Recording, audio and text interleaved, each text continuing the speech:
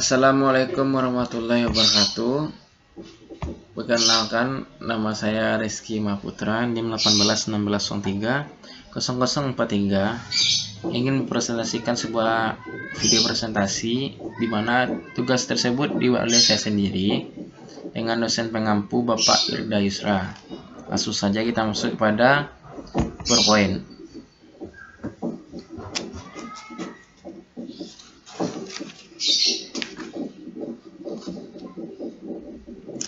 Nah,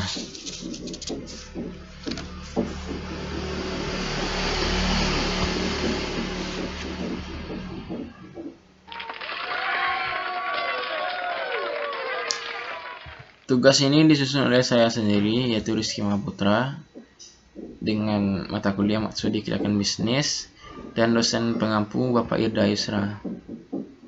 Lanjut.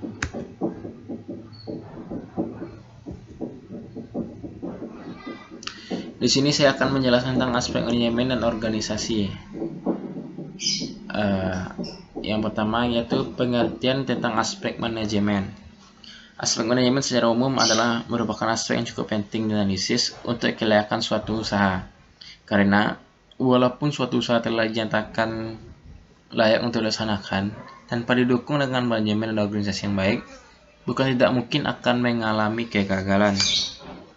Baik menyangkut masalah SDM maupun menyangkut rencana perusahaan, secara keseluruhan haruslah disusun sesuai dengan tujuan perusahaan. Nah, adapun fungsi-fungsi manajemen yaitu ada 4. Yang pertama, planning atau perencanaan. Yang kedua, pengorganisasian atau organizing.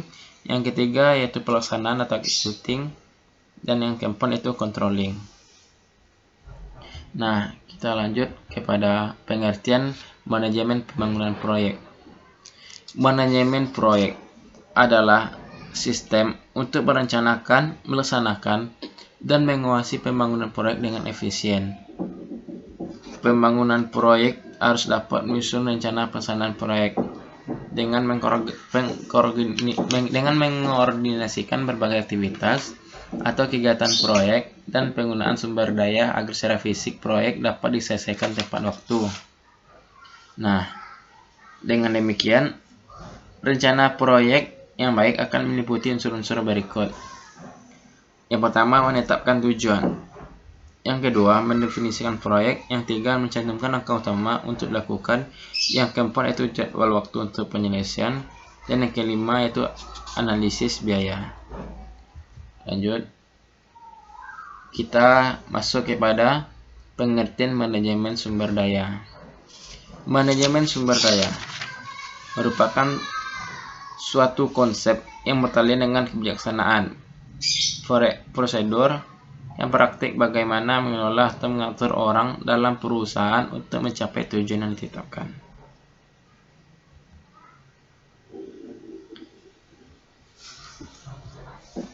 Di dalam manajemen sumber daya ada yaitu tentang analisis jabatan. Merupakan komponen organisasi yang paling penting. Dalam sebuah analisis jabatan untuk mencapai tujuan, organisasi perlu menetapkan jenis-jenis pekerjaan yang harus dilaksanakan.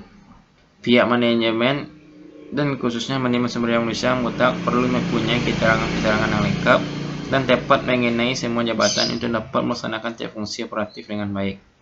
Selanjutnya itu perancangan jabatan.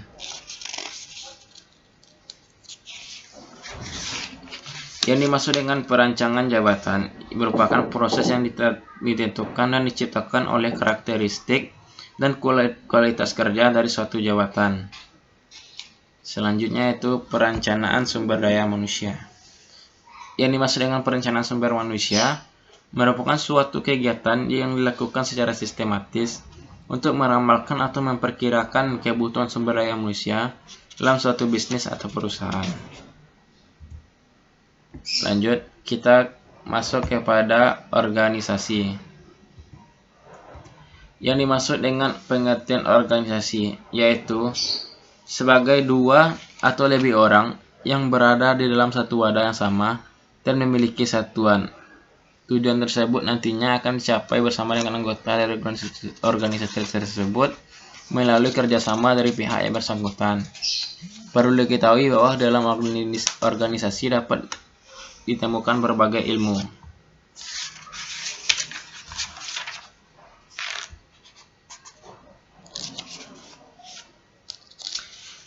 Seperti yang sudah dijelaskan sebelumnya, organisasi secara statis dapat diartikan suatu wadah atau tempat kerjasama untuk melakukan tugas sesuai dengan rencana yang telah ditetapkan. Organisasi secara dinamis diartikan sebagai suatu proses kerjasama antara dua orang atau lebih telah mencapai tujuan yang telah ditetapkan. Dan selanjutnya itu organisasi formal. Menurut buku Dr. Kashmir, merupakan sistem kegiatan yang terkoordinasi dari sekelompok orang yang bekerja bersama untuk mencapai tujuan di bawah kekuasaan dan kepemimpinan. Organisasi formal ini merupakan organisasi yang dengan sengaja direncanakan dan strukturnya dengan secara tegas disusun. Selanjutnya yaitu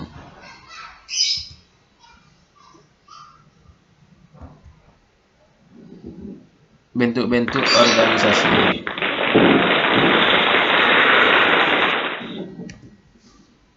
Bentuk-bentuk organisasi yang ditinjau dari jumlah pimpinan.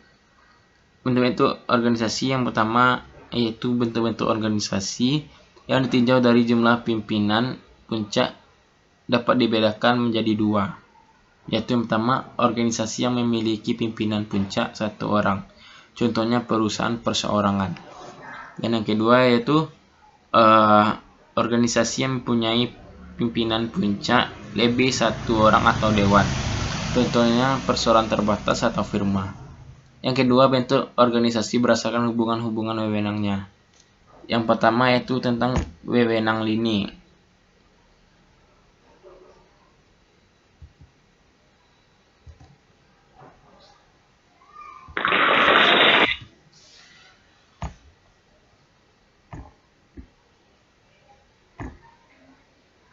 Yang pertama itu wewenang lini, yang kedua itu wewenang staf, dan yang terakhir yaitu wewenang fungsional.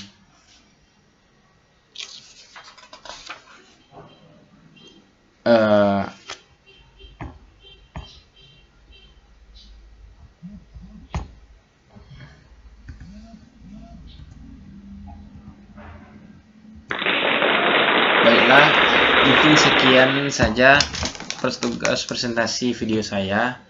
Mungkin dalam video saya kali ini terdapat banyak kesalahan, saya minta maaf. Saya akhiri dengan wabillahi taufiq wal hidayah. Assalamualaikum warahmatullahi wabarakatuh.